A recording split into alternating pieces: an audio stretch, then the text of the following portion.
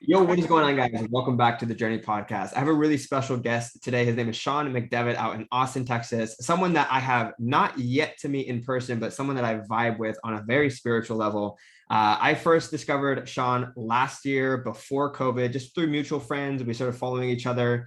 And you can just, there's certain people online where you feel a certain attraction, you just feel called to reach out. And some of the stuff that Sean was sharing, I really vibed with. I understood his message. So I would always reach out to him and we'd always just stay connected.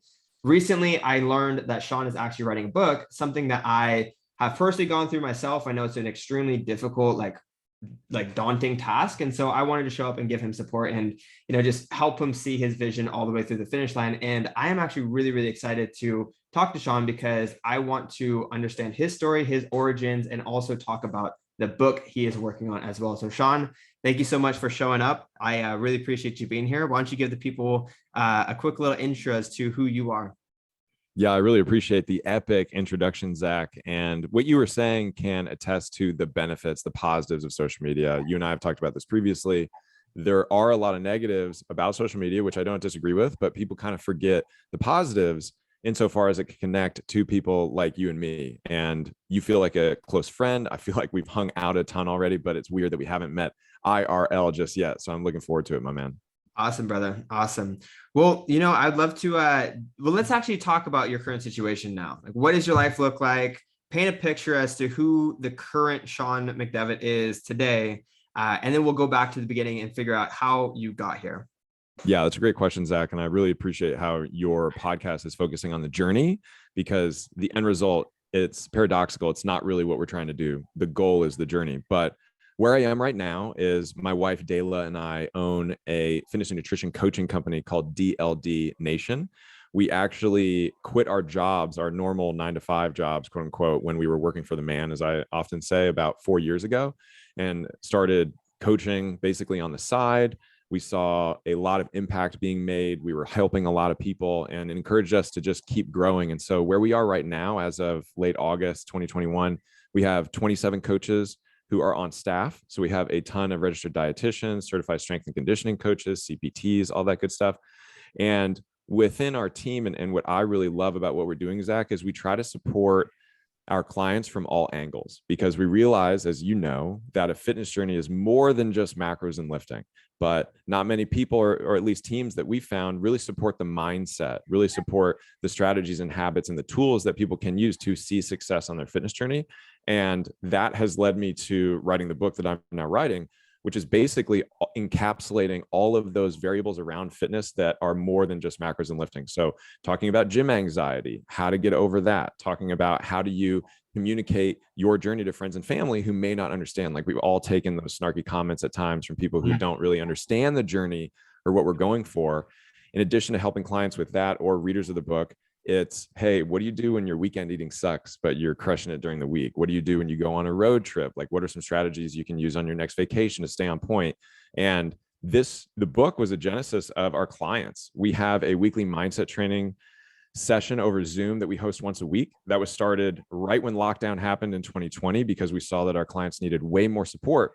And so your boy just kept writing down topics, like every topic, every Thursday, I'd write it down. And after a year, I compiled them all, noticed that a ton of topics were coming up a lot. There were actually 32 topics that I compiled into 10 chapters. And I've written the book.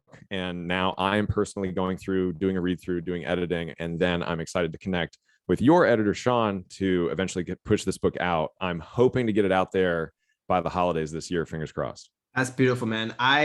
In the process of you creating that book is a process that I always recommend to my clients as well. I find that when my students are starting their businesses and they start trying to build out resources and build out the back end, I always say fulfill on demand, because building out those resources is a form of procrastination. But you went through and served first. You learned what your clients actually needed. And once you were able to see, okay, these are the problems that they're facing, and this is the solution I've been providing, now I'm going to create the resource to actually provide for them. So I love that you followed that process. But something I want to dive into, talking about your business, actually just to share a story with you and to kind of give you credit. you and Dayla were actually the first people that like blew my mind seeing how far a fitness business can go. A lot of the listeners here who are on the show are just getting started. You know, they're shooting for their 10K months. But when I heard about you guys are doing over 6 figures a month. And I was like, how is that even possible? I didn't even know that was possible. So, you know, what would you say to someone who's just getting started, whose parents are saying like, hey, there's no money to be made in fitness. Like you can't be successful in fitness coaching. What would you say to them? And like, what does your team look like? Yeah, that's a great question, Zach. And I appreciate the love, man. That's amazing to know. It also lends itself to what we're told as kids, that pretend as if everyone's watching. Like when you're a little kid, they'd say like, hey, you know, even when you're alone or you think no one's watching, like people are. So it's really cool to hear that you were looking up to us. What I would say to those listening is, first, your money is a reflection of the value that you are providing. I'll kind of say that in a different way. The impact that you are creating as a coach on your clients, on your followers, et cetera, that equates to your career, the living that you can make as far as money is concerned. That's mainly what Dayla and I were focusing on. Honestly, Zach, the growth of our company was born out of the fact that we kept having people sign up. And we were like, Dayla and I, because at when it was just me and Dayla hustling and running this business, we both had over 110 clients individually. You know how much time that takes. And so as more clients started to come in, we thought, okay, we're going to need to hire more coaches. Another tip that I would give those listening, if you're on that same path or a similar one, pull from your clients. Like our first few coaches were our clients, and they had people who had seen amazing results. Like one of our clients, or one of our coaches rather, Christy, who used to be a client, she lost something like 50 or 60 pounds. So like huge weight loss journey. Also the benefit of that is they knew DLD Nation. They knew how we talked to clients. They kind of knew a little bit of the inner workings. So they were easy hires. They understood what we were doing, and they were motivated because we had helped them out. It was actually when we were all individually handing our own sales calls, Monica had a great close because we had helped her get the physique that she was proud of and then hired her. And so she'd be on call and someone would ask at the end, like, well, what do you think I should do? Should I sign up? And Monica would say, this program literally changed my life so much that I quit my job and started working for them. And it was like, oh, it's a monster close. Amazing. Amazing. That is so incredible, man. Well, let's go ahead and dive into your story. I really want to focus on the book and talk about, you know, what that's all about, give you the platform. But first we need to figure out, you know, who Sean Mcdevitt is and, you know, what your story is from the beginning. Yeah, 100%. Also, you and I vibe on this, Zach. I wanted to write the book to have something that was lasting that could help people, because I know your posts, my posts, Dayla's posts on Instagram, social media, email lists, they're helpful, but can people find them? Are they cataloged 20 years from now? And that's where a book, and I know you and I agree with this, a book is everlasting. And so that was the main motivation for the book. So I'm going to go into my quote unquote superhero origin story. I'm a big comic book fan. I'm a big Marvel geek. And so I really love that aspect of it. I am a ripe old age of 35. So I got a lot going on. So I told Zach before hitting record, I was like, bro, just stop me in my story if you want to kind of touch on something. So I was born and raised in Los Angeles. Very grateful that my parents raised me in Los Angeles. And looking back at my story, Zach, I was kind of the archetypical American jock, but just not in the sport that people think. Like I didn't play football. I didn't play basketball. I swam, which makes a lot of sense growing up in Los Angeles. Like I could literally, it was a 20-minute walk, but I could walk to the beach. And so I was spending a lot of time in the water, grew up in the water, grew up around it, grew up in a swimming family.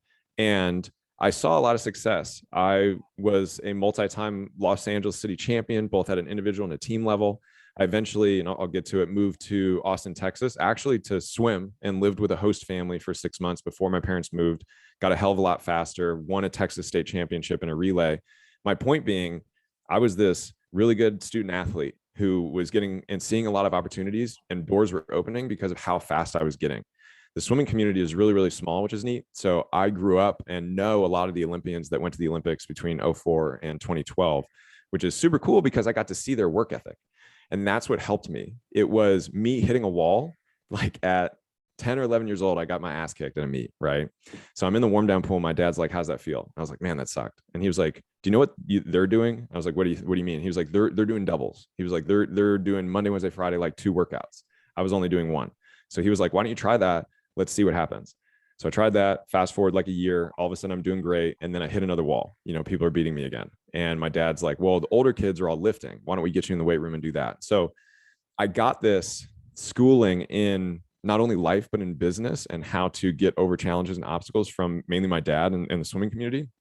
But I didn't know it I didn't realize it at the time until in hindsight, looking back, being like, wow, swimming really made me disciplined. It made me look at problems as challenges that inherently had solutions, and working smarter, not harder, all that good stuff. And so that journey led me to getting a college scholarship to the University of Georgia, where I swam 4 years, had a ton of fun, go dogs. And then I graduated in 2009, and the newspaper in Georgia said, the student paper said, basically, if you're graduating right now, you're fucked, because it was right after the crash of 2008. And I didn't know what to do. Like, I literally went to a job fair, was trying to get any job I could. And at the same time, my dad alerted me to a mentor that he had in his life who suggested looking at the University of Oregon, their MBA program. So in one hand, I had literally managing two, God, I can't even remember the name now, Hollister stores. It was literally like 2 Hollister stores in LA for like 30 grand a year, or I could go get my MBA at Oregon. But I had to really excel because I was on the younger end. So I had to get a GMAT score that was a little bit higher than average. I had to kind of like do more, but thankfully I was able to, got accepted to the University of Oregon, earned my MBA there, which was amazing. Sidebar to this, if you're listening and you're a collegiate athlete, it is a job.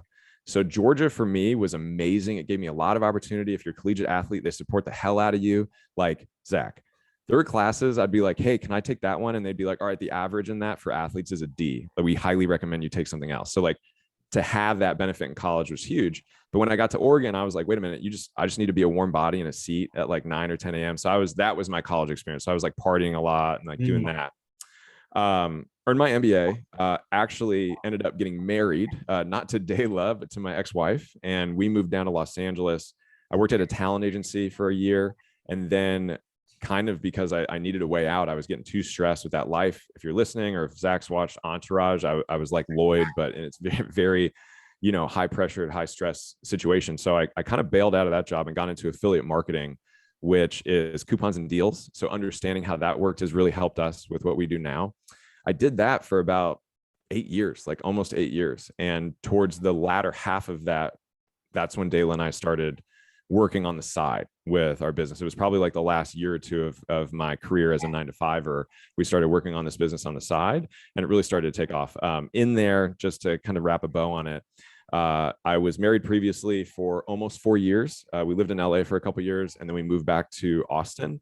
And that was a pivotal moment when I got divorced in 2015 of finding myself, healing myself. And that really started me on the journey to give back, because no one could help me. Like, my parents, God love them, had never been divorced. I didn't have that many friends or mentors in my life who could guide me. So it was me just kind of out on my own doing it.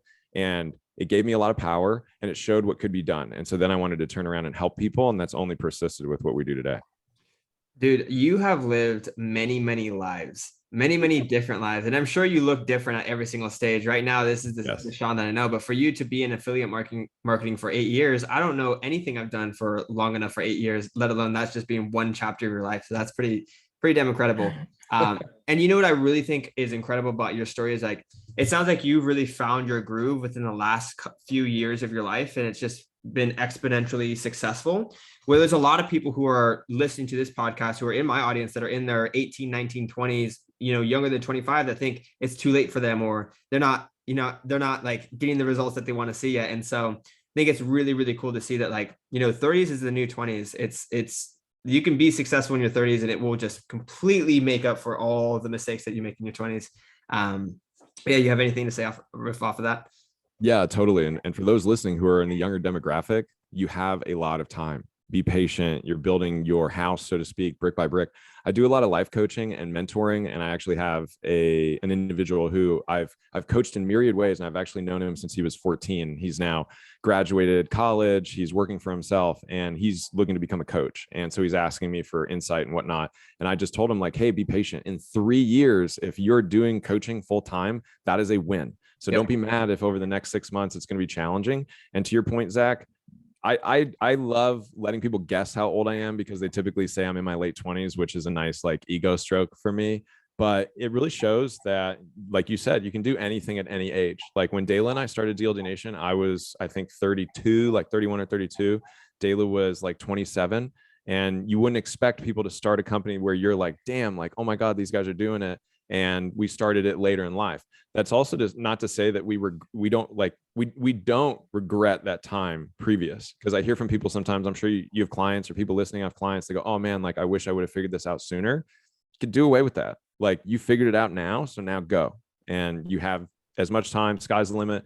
And one message from me and Dela and my end is, please, like Zach did, look at us as an example of what's possible. Dude, it's funny that you say you guys got started later in life, because in my mindset, I don't see later in life until after 60s. I personally believe that we as humans are on the up and up and up and up until we're 60s. And that's when we kind of like our health starts to decline and all that kind of stuff. So we're still so freaking early on then. But you 100%. You did mention something that I thought was interesting. You said, if you're in it 6 months and you're still getting started, it takes you 3 years and you're going full time. And that's like a good thing. Why do you say 3 years? Oh, I was just kind of using that as a point of reference, because I think that I know my generation wanted things immediately. And I remember when cell phones were brand new. I remember when life went from no cell phones to cell phones, and my generation still wants shit right away. And so I can only imagine like your generation and the ones who are younger in their teens right now, like they want that immediate gratification. They want an immediate feedback loop. When in actuality, if they think about like a story to enumerate this point, I'm a big Kobe Bryant fan. Hopefully those listening know who he is. When he was like 12 or 13, he looked at 100 people listed ahead of him for his age group in his like region. And he said, you know what? I may not beat them when I'm 12 or 13, but I bet by the time I get to 18, I'll be able to beat them and compete with them. Mm-hmm. And so he just looked at it as like, let me extend the timeline. It's like talking to a client who says, hey, I want to be fit and healthy in 6 months for this wedding that I'm going to go to. They think that's the goal, but if they extend the timeline to, I want to be fit and healthy in my 60s, I want to be fit and healthy in my 70s, and sort of flip the script on this, then all of a sudden things get a little bit easier, quote unquote. And it's not like, oh man, I have to get this done in 6 months. It's like, let me establish the habits and routines that help me over the next 6 months, really implement and absorb them, and then do that over and over and over for years, if not decades. And so that's what I was kind of meaning with someone saying, hey, I want to start coaching. Like I want to make an impact, make money like Zach. It's like, okay, cool. That might not happen to your goal in 6 months, but you may get there in a year. You may get there in 2 years. And if you do, you probably look back and, now you're 21, you're 22, and you got the rest of your life ahead of you. Dude, I think it's so funny that you said that, because I kind of use those same thought patterns for my own journey as well. When I was first starting my fitness journey, I would compare myself to a bunch of like fitness models that I looked up to.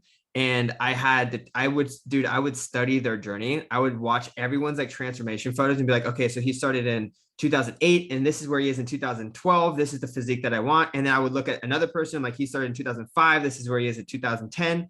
And I did the math. I'm like, okay, it takes about 4 years for me to build the body that I want to build. So like, instead of thinking about my months in 3 months or goals in 3 months or 6 months, I would set 4-year goals. Cause I'm like, that's about how long it takes for these people to build up their bodies, is 4 years. So that stuck with me in the very beginning.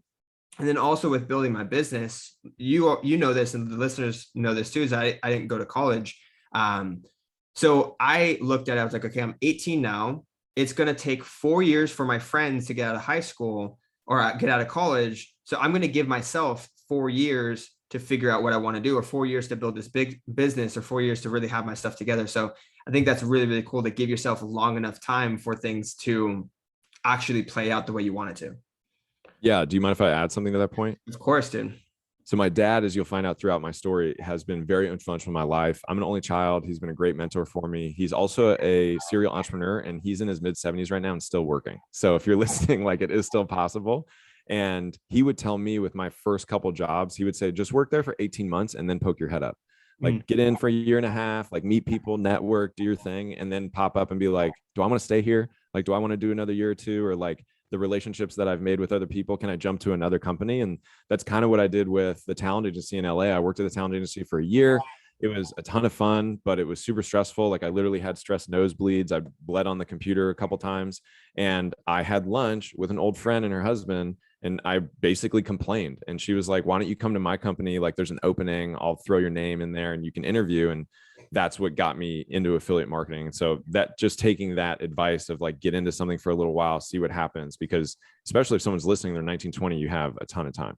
Yeah, I think another good piece of advice for people who are on the younger side is to remember, and this kind of goes back to what the Kobe Bryant story too, is like when you're comparing yourself to somebody else's journey, don't compare yourself to where they are now to where you are now. Compare yourself to where they are at that stage of their journey compared to where you are at that stage of the journey.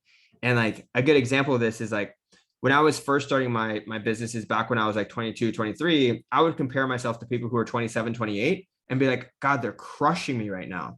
But they had been in business for like 5 years before I had. And so I kept telling myself, okay, like I shouldn't compare myself at 21 to their 27, but imagine where I'm going to be when I'm 27. I'll be in a better situation, et cetera, et cetera. So for anyone who's young listening to this, just compare yourself to Sean at 35 and make that the goal.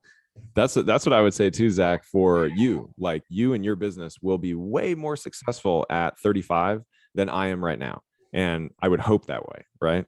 I love it. I love it, man. I got a ton of questions for you. We're going to dive into them. I kind of want to go back to your experience playing sports growing up.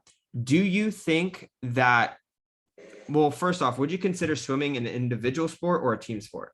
Ooh, that's a great question. So I would consider it an individual sport, but it does have a team element in relays, which I thoroughly enjoyed.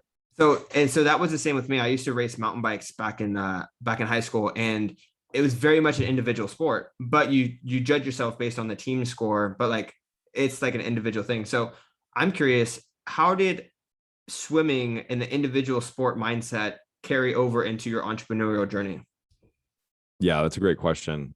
So just to back up a sec, I loved playing basketball as a kid. It was basketball and swimming were my two loves. And my dad kind of convinced me to go the swimming route because he said, at some point you may get a coach who doesn't like you and doesn't want to play you. And you're going to be riding the bench regardless of how good you are. Versus if you're swimming and you touch the wall first and you have the fastest time, like it's really hard to argue against that. The trick is, and the truth of it is, we're all a team sport. Like when I was swimming, I had my coaches, I had the guys and girls that I was swimming against in practice. I had my dad in my ear. He was really influential in terms of putting me in front of the right people as far as strength and conditioning coaches. I was working on my mindset with different people. And so I would argue that individual sports, there is still a team aspect to it, but it really helped me out as far as doing your job. Like as one gets into high school and college, all of a sudden you're swimming for a team. And so, yes, you do want to excel, but you kind of need to support the team. Or if you're in a relay, and you may know this from like if you've run track and field and watched that on the Olympics, the first and fourth legs in a relay are typically the fastest. And then the second leg is going to be after that. And then the third leg is the slowest, quote unquote, in that relay. But regardless of where you are, you still have a job to do. Like I won a team championship in Los Angeles for the Los Angeles City High School Swimming Championship. And we had to win the last relay, and the coach put me first because he thought, hey, if I could swim and get a lead, it's easier for everybody else behind me to keep that lead. And so I had to do my job and show out. But then the two middle guys, like they kind of just had to show up. Like there was not a lot of pressure on them, but it was like, hey guys, y'all just need to do your thing. And if you do your thing, we're going to win. And then the last guy was like, hey, depending on how close it is, like you might have to swim outside of your mind a little bit, which he did. And we were able to win it comfortably. But my point in sharing that story is each of us were individually in the water, but we all had a job to do to help the team. And so that's kind of how I look at it with our business is, yes, Dayla and I are managing it, but we have all of these other parts that make the whole work. Love it, man. Love it. Now, at what stage in your journey did you start to show entrepreneurial tendencies? Because you weren't like we talked about last week. You weren't the type of person that was like, fuck school, fuck the 9 to 5. You were very much in that system, but you left. So, like, at what stage did you realize, like, oh, maybe this isn't for me, or maybe I should try this other thing? Like, what did that look like for you? When I was younger, growing up with my dad being an entrepreneur in Los Angeles, it was like feast or famine. So there were some times when life was great and we didn't really have to worry about things. And then there were times where my mom would be like, do you really need that now, Sean? Or I don't know if we can buy that.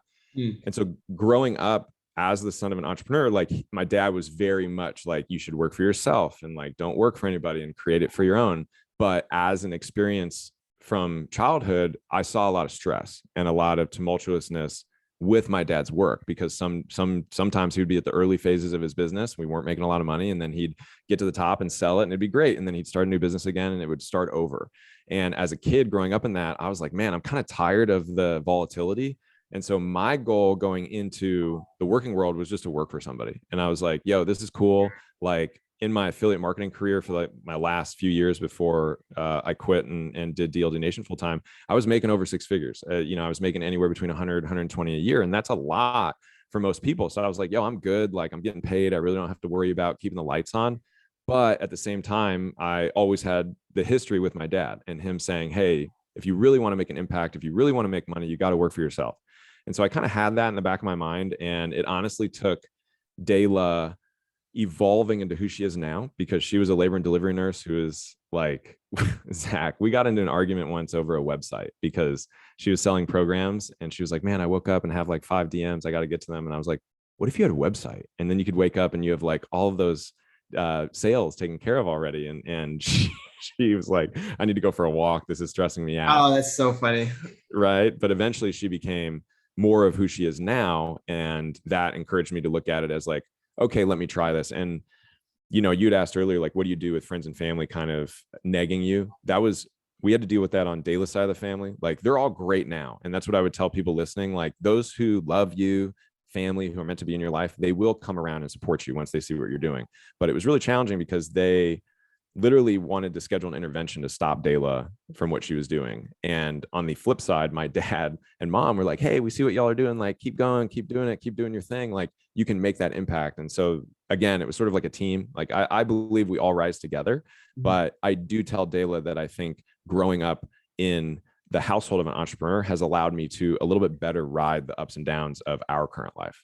Dude, I think that's really, really important to talk about. Because a lot of the mindset work that I do with students is helping them go from that stable, instructive, like being told what to do, but also having that constant like stability, and then moving into the volatility of the ups and downs. Even if you have a great month, like if you are short-sighted, you can have 2 great weeks and 2 bad weeks and end up with a great month. But if you're short-sighted and those 2 bad weeks get in your head, it can really mess you up. And I've had students be like, hey, I make good money in my business, but like I can't handle the ups and downs. So I'm going to go get a 9-to-5. What would you say about people who are moving into that entrepreneur journey and haven't quite experienced those ups and downs? Like, what words of advice would you give them? That's a great question. I would say, if possible, and this is what I've told my life coaching clients, the people that I mentor, if they're going to get into coaching and they have a job right now, it is possible. Like when Dayla and I were both doing everything at the same time, I was getting up at 5 or 5:15, hitting the gym, going to my 9-to-5. And at lunch, I would do some things for DLD Nation or what Dayla had asked me to do that day. And then I would get home around 5 or 6, eat, and then I'd work with Dayla until about 11, doing check-ins or whatever we needed to do, and then rinse and repeat the next day. That's a really busy schedule. We also, on the weekends, I mean, Texas gets super hot. Y'all were here for a music festival. So on Saturdays and Sundays, we would get up at like 6 to look all great, right? And then go take photos around town before it got really hot and we got super sweaty. So we did that for maybe about 6 months. My point in sharing that is you can do both concurrently, because I was making 6 figures. They don't pay nurses here in Texas. So Dayla was making max 50K. But if you add up our best years, it would be like 170K between 2 people. And so we were trying to make sure that our coaching business would at least be able to continue basically funding our lifestyle, maybe not at that degree, but that's what I would encourage people to do who maybe work a 9-to-5 or they're waiting tables and they're coaching and starting their business on the side, and then continue to do that, get good coaches and mentors like Zach and his company. And then eventually there'll be a point where you get to decide, should I do this full time? And to help maybe make that decision a little bit easier, if you're saving money, you're being frugal, you're being smart about things, and not when you have a 10K month going out and buying something stupid, but putting stuff in the bank account. Now with this hypothetical reality, you're working your 9-to-5 or your weight job. Now you're building up your business, excuse me, you're saving money as you do this. And so then that makes the jump even easier. And like Zach said, inherently there's going to be ups and downs. It's the ebbs and flows of life. Like DLD Nation, we have low months as well, and we still try to figure it out. That's part of the drill. And so if that that's part of the gig going into it, save some money. So now if you got like 10 grand in savings, you have a low month, it's like, no worries, because I don't have my back against the wall. Yep, absolutely. And honestly, the more in tune I've become, like in tune with the ebbs and flow of business, I realize that there's literally ebbs and flows in everything in life.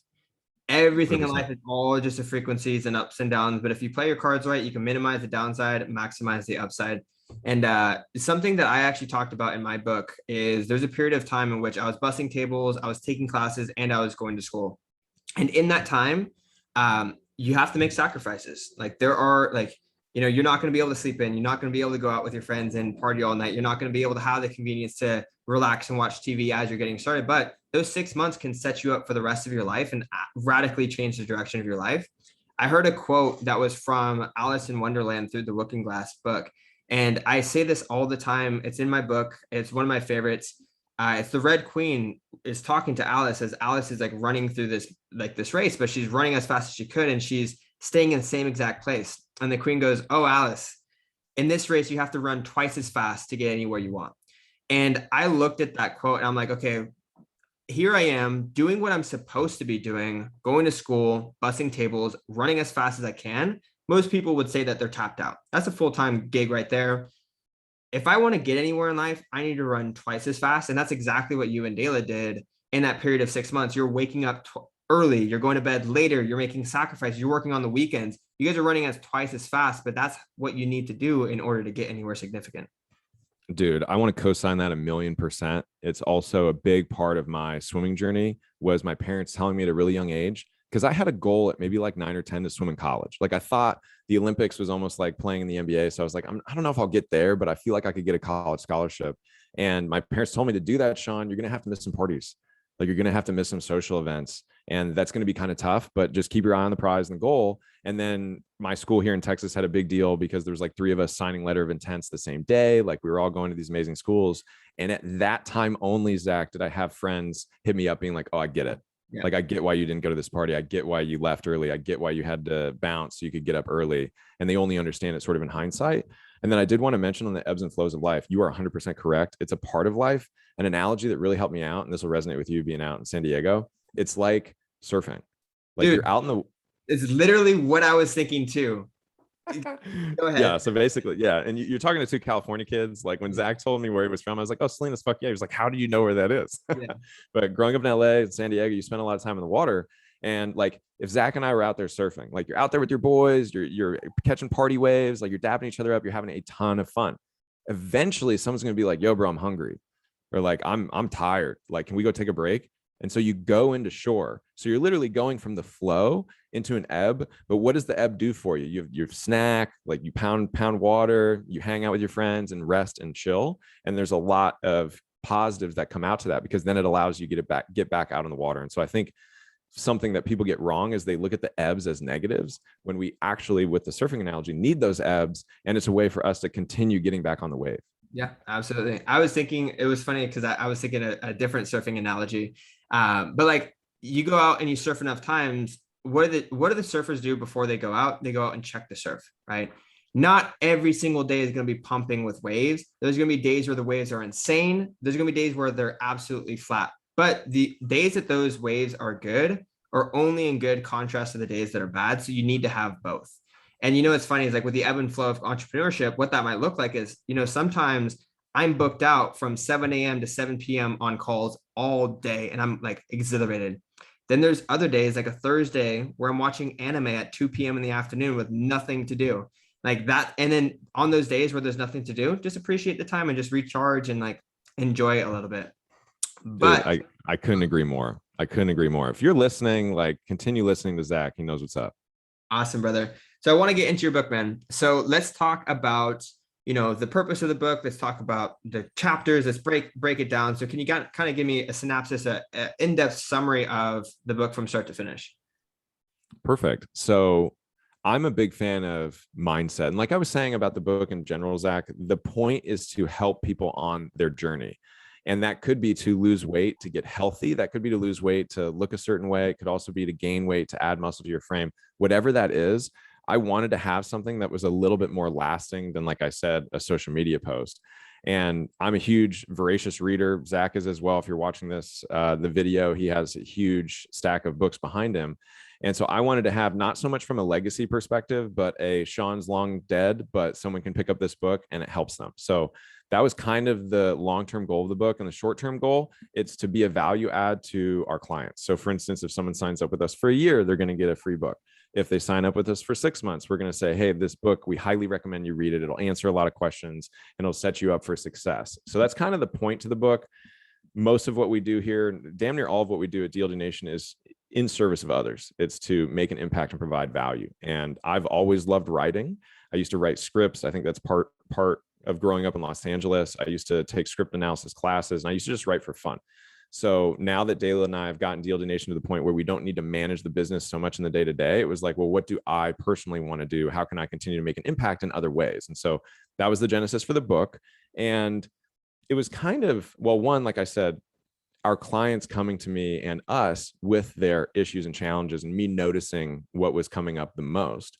And a lot of it is the mindset. Like I was saying, how do you handle gym anxiety? Like Zach, you had a question earlier, like, how did Dayla and I handle family and pressure from family and friends when we were starting DLD Nation and starting our own fitness journeys? I wanted to help people with that. So the first half of the book is a lot of mindset. It's a lot of how do you find that grit when you don't want to go to the gym, when the environment isn't perfect, the ecosystem isn't perfect. How do you still get there? How do you manage the nuances of starting a fitness journey, of tracking your macros, of meal prepping, that sort of thing? And then the latter half of the book gets into more of the day-to-day, how can you game your fitness journey? So like I was saying earlier, if you have a vacation and you're going to Disneyland for a week, how do you manage that? We say to clients all the time, like, hey, when you go out and you are traveling, like, try to work out at the gym. But what does that really mean? What should people do? How can they look in advance and pre-plan and look up the hotel they're staying at? What restaurant is there? Is it going to be macro friendly? Can they use the gym? Is there a Gold's Gym that's like an easy Uber that they can get a 7-day pass for? Those types of things that I'm sure you got when you were a fitness coach, of you get these questions and you're like, well, I have something in my bag that works for that. So it was just basically trying to provide, over the years of DLD Nation, working with literally thousands of clients, how can we distill that down in a book? And so, of course, we can help people on their own, but then they learn more about us and maybe they sign up as a client, they check out our podcast, they're in our ecosystem. So my question for you is, where did you personally learn this stuff on your fitness journey? Trial and error, some of it, others was research. I think that's just me and Dayla I Google a lot and I read a lot, as you do as well. And I try to look at problems, like I said, inherently as solutions. And so partly it was me going through my own journey. Like I used to be 170 pounds. I'm now about 215. So I had to bulk to do that, learned a lot, and then the cut back down and then reverse, learned a lot. And so it's a lot from that. It's a lot from our clients early on. Like a great story I have is a woman first signed up with us, and one of her first questions was like, how do I get to the gym? And so I was like, well, what do you mean? And she said, I'm really nervous. Like, I don't know how to do this. And so then it had me thinking about, well, what's worked for me? Well, I really like over the ear headphones, and I can like disappear in my playlist. When I see people at the gym with a hat, I really don't like talk to them. It's sort of like, hey, I'm here for something else. What else could I find online to help this person just get into the gym and beat gym anxiety, and let me package that for her?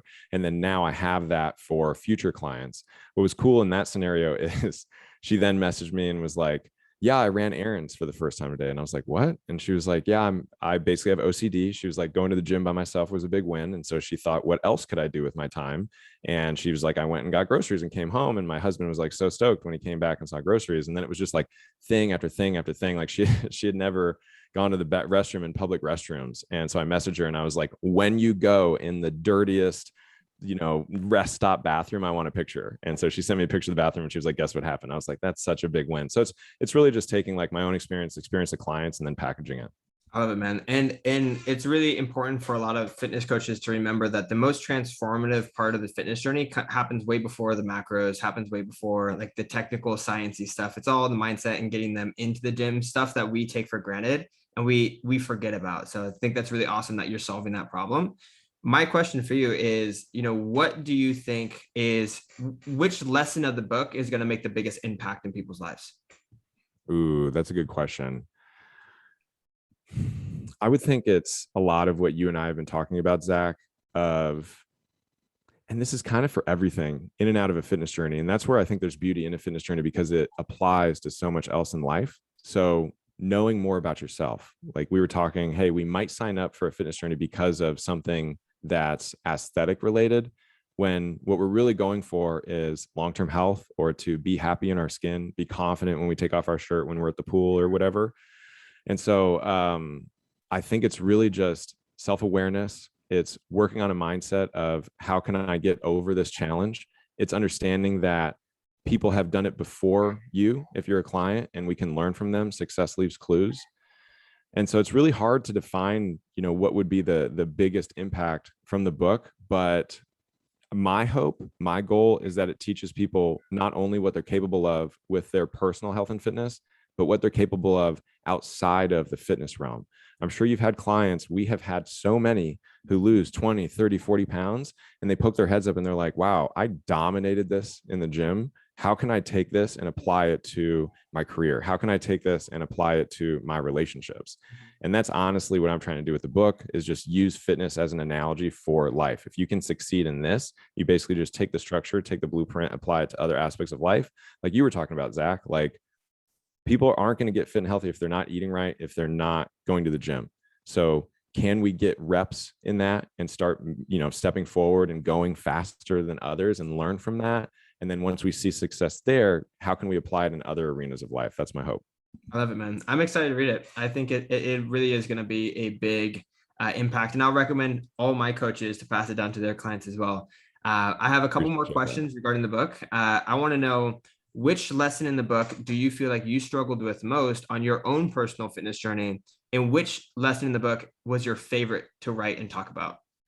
Oh man, that's great. I'm going to go ahead and pull up my outline so I can give you like a little bit more. But can you repeat those two questions? The first one was which lesson in the book do you feel like you struggled with the most on your own personal fitness journey? So that one would be the comparison game. And Okay. it's kind of like what you were talking about with you looking at other coaches, or maybe me and Dayla, of like, oh man, how can I get there? And that's another big part of the book, is how to game the comparison game and like make it work for yourself. And I would look at other people who were fucking shredded, and I'd be like, oh man, like I'm not them. Or how am I supposed to grow my business when I don't look like these people? Or this person, like you said, there were those moments where I'm like, man, like Dayla and I are in our 30s. What if we started this in our 20s? But through my own work and hiring coaches, hiring therapists, trying to flip the comparison game to compare it against myself. And if I'm constantly progressing, I shouldn't be mad at that. So that was the biggest lesson that I learned. And then the other one was, what was the most fun you had, right? Yeah. Which one was your favorite to write about? What's funny is I put all of these topics into chapters, and then I would just dive into whatever I felt like writing that day. And so the one that I had the most fun with and that I picked immediately was what I called the feels chapter. So that's dealing with gym anxiety, imposter syndrome, the comparison game, like I mentioned, feeling guilt and shame around eating during the holidays, dealing with the mind fuck of the scale, mindset through an injury, all of that, the mindset component. Because as professional athletes often say, the game is 90% mental, and it's 10% just doing what you need to do, and taking one foot in front of the other, one step in front of the other. And if you follow me on Instagram, a lot of my content is around mindfulness and strong mental health and mindset in general. And so that was the one that I sort of dove into first. I love it, man. I love it. What's the title of the book going to be? So right now I don't have a title. The working title is Fitness Secrets. What do you think of that title? Because I'm still shopping it around. I think of like a Russell Brunson vibe. Like it's gonna be like right next to Russell Brunson and the copywriting secrets, and it'll fit right in. Yeah, I'm also trying to go for a bit of like Tim Ferriss with the 4-Hour Work Week, something that's catchy. But I'm blessed to be around great people like yourself, people that you've introduced me to. And so I'm hoping that they can provide a little bit more insight. If people want to know more about the book, I have a Facebook group for the book. I can send you the link for that to include in the show notes. Absolutely. But I'm actually trying to make this a we and not a me campaign, because I wrote the book from our clients. And so I actually would love help with the title. And that's why I created the Facebook group. And so I invite anyone who's interested in being part of this book, help me with the title, help me with the cover, help me with the chapter lists, because I kind of have some different ideas in mind. I will also be doing lives where I read certain sections of the book, and everyone who is in the Facebook community will be listed as a thank you when the book comes out. Beautiful. I love it, man. Yeah, definitely send me the link and I'll put it in. But we're going to wrap up here. What lasting message do you want to leave the viewers on the show? Final words. Final words. These are all great questions, Zach. What do I want to leave people with? It's a journey, and this is easy because it's the Journey podcast. Actually, just to give a little bit more from my life, when I got divorced, it was like the worst feeling ever. I had always feared that my parents were going to get divorced. And so when it happened to me, I was really lost, and it really impacted me in a negative way. However, I had good people around me, my family who could support me. I hired a therapist, really worked on myself. And fast forward to now, I'm now about 8 years removed from my previous relationship. I am so thankful that it happened because it allowed me to be single and meet Dayla.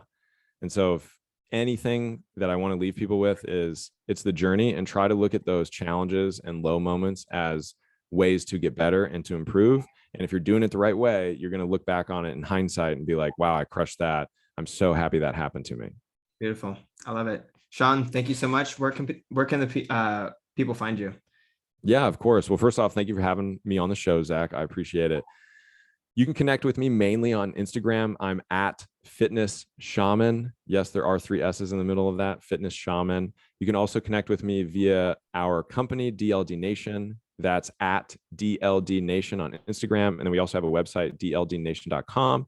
If you want to check out my wife, she's Dayla Loves Dumbbells, DALA Loves Dumbbells. We also have a podcast. We have an email list. I'm sure like all the stuff you guys have, Zach. So you can find us in a multitude of places, and hopefully more when I get this book out. Awesome, man. Thank you so much.